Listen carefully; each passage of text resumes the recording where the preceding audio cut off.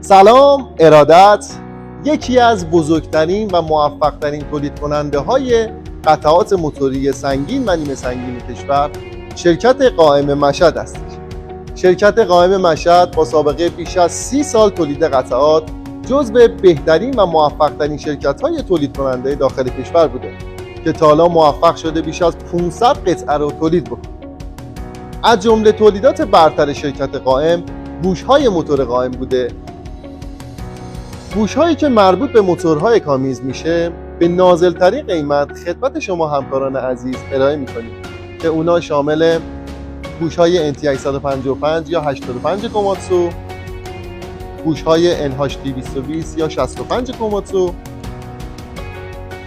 بوش‌های L10 و M11 کامیز،